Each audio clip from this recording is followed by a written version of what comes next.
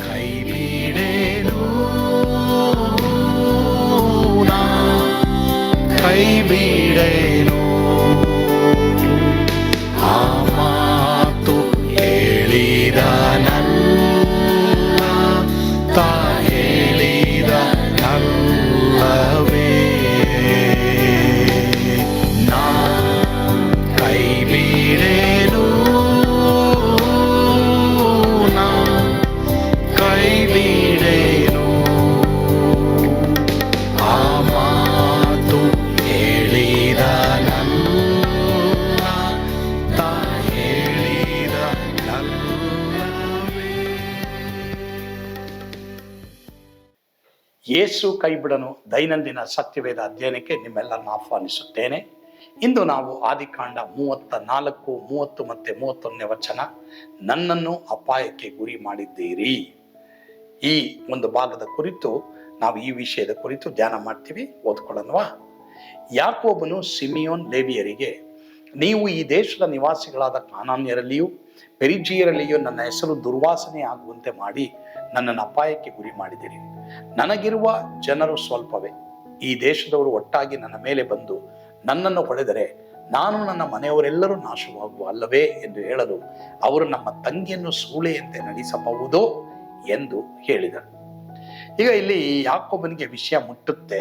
Simeon Levi ಮಾಡಿದಂತ ಈ ಒಂದು ಕಾರ್ಯ, ಈ ಒಂದು ಕೊಲೆ, ಇದು ಮುಟ್ಟಿದಾಗ ಯಾಕೋಬ ಹೇಳ್ತಾನೆ, ಏನ್ರಪ್ಪ ನೀವು ಯಾಕಪ್ಪ ನನ್ನನ್ನು ಅಪಾಯಕ್ಕೆ ಗುರಿ ಮಾಡಿದ್ರಿ? ನಾವು ಸ್ವಲ್ಪ ಜನರಿದ್ದೀವಿ, ಅವರು ಜಾಸ್ತಿ ಜನ ಇದ್ದಾರೆ. ಒಂದು ವೇಳೆ ಅವರು ಗುಂಪು ಕಟ್ಟಿ ನಮ್ಮ ಮೇಲೆ ಬಂದ್ರೆ ನಾವು ನಾಶವಾಗ್ಬಿಡ್ತೀವಲ್ಲ ಅಂತ ಯಾಕೋಬ ಹೇಳ್ತಾನೆ. ಅವಾಗ ಅಣ್ಣಂದಿರು ಹೇಳ್ತಾರೆ, ನಮ್ಮ ತಂಗಿಯನ್ನ ಸೂಳೆ ಅಂತ ನಡೆಸಬಹುದೋ ಅಂತ ಅವರು ಹೇಳ್ತಾರೆ. ಸರಿ, ಇಲ್ಲಿ ತಿರ್ಗಾ ಅಪ್ಪ ಮಕ್ಕಳಿಗೆ ವಾಗ್ವಾದ, ವಿವಾದ, ಮತ್ತು ಆ ಕುಟುಂಬದಲ್ಲಿ ಒಂದು ಅಪಮಾನ, ಅಪಾಯದ ಒಂದು ಭಯ ಉಂಟಾಗೋದನ್ನು ನಾವು ನೋಡ್ತೀವಿ. ನಿಮ್ಮ ಕುಟುಂಬದಲ್ಲಿ ಆ ರೀತಿ ಇದೆಯಾ ಪ್ರಿಯರೇ? ಅಂತ ಒಂದು ಅಪಾಯದ ಒಂದು ಗುರಿಯಲ್ಲಿ ಇದ್ದೀರಾ?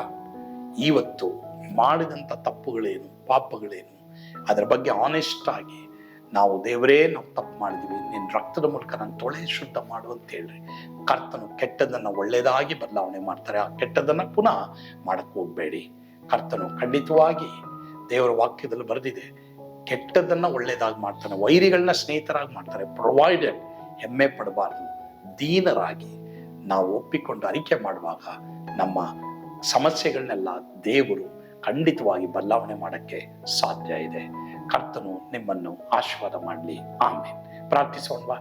ನಮ್ಮನ್ನು ಬಹಳವಾಗಿ ಪ್ರೀತಿ ಮಾಡುವಂತ ನಮ್ಮ ಸ್ವರ್ಗೀಯ ತಂದೆ ಆದ ದೇವರೇ, ಹೌದು ದೇವರೇ, ಈ ಮನೇಲಿ ಒಂದು ಅವಮಾನ ಆಗಿದೆ. ಈ ಯಾಕೋಬನ ದೇವರೇ ಮಗಳಿಗೆ ಮಾತ್ರವಲ್ಲದೆ ಆ ಅಣ್ಣಂದಿರು ಹೇಳ್ತಾ ಇರೋದು, ನಮ್ಮ ತಂಗಿ ಅವಮಾನ ಆಗಿದೆ. ಆದರೆ ದೇವರೇ ಸ್ವಾಮಿ, ಅದೇ ರೀತಿ ಆ ಕುಟುಂಬದಲ್ಲಿ ಅಪಾಯದ ಒಂದು ಭಯ ಉಂಟಾಯಿತು.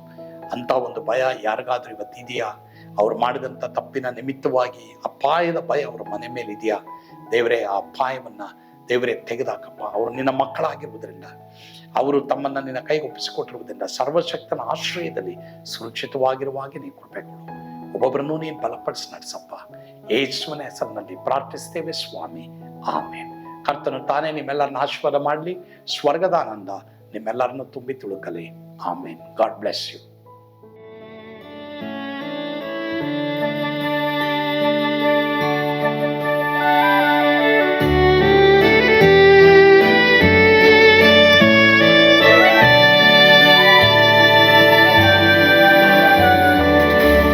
ಎಂಥ ಅದ್ಭುತವಾದ ದಿನ, ನಾನೆಂದಿಗೂ ಮರೆಯೇನು.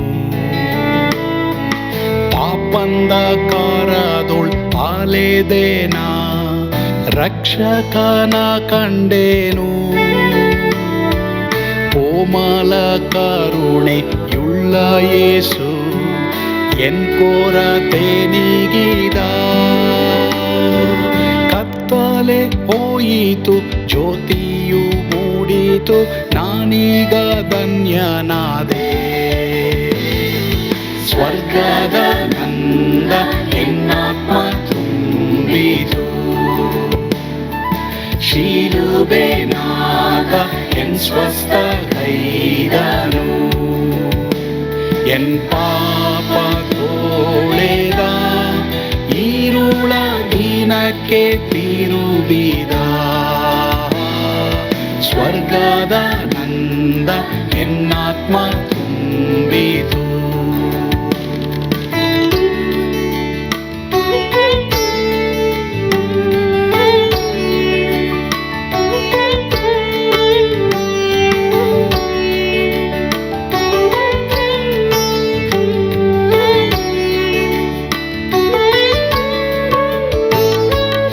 ಆತ್ಮನ ನೂತನ ಜನ್ಮದಿಂದ ದೇವಪುತ್ರನಾದೇನು,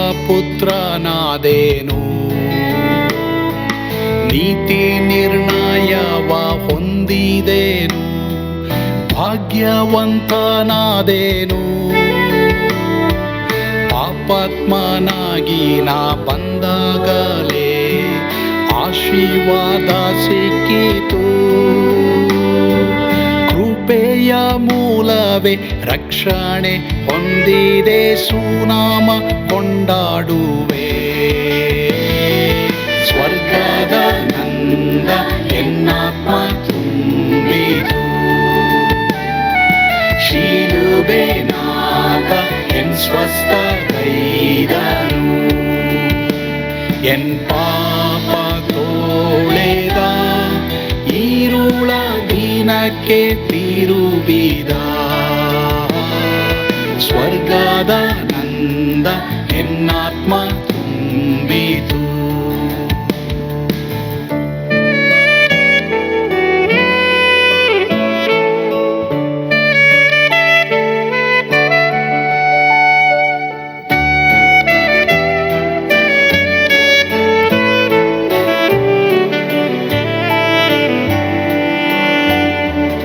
ಅನಂತ ನಿರೀಕ್ಷೆ ಏನಾಗಿದೆ, ಕಾಲವು ತೀರಲಾಗಿ ಸ್ವರ್ಗದ ಭವ್ಯ ಪೀಡಾರದಲ್ಲಿ ನಿತ್ಯವಾಗಿ ಇರುವೆ. ಶಿಲುಬೆ ನನಗೆ ಆಶ್ರಯವೇ, ನಂಬಿಕೆಗಾಧಾರವೇ. ನಿತ್ಯ ಐಶ್ವರ್ಯವ ದಿವ್ಯಾಶೀರ್ವಾದವ ಕರ್ತ ಇವನೇ ನಗೆ. ಸ್ವರ್ಗದ ನಂದ ಎನ್ನಾತ್ಮ ತುಂಬಿತು.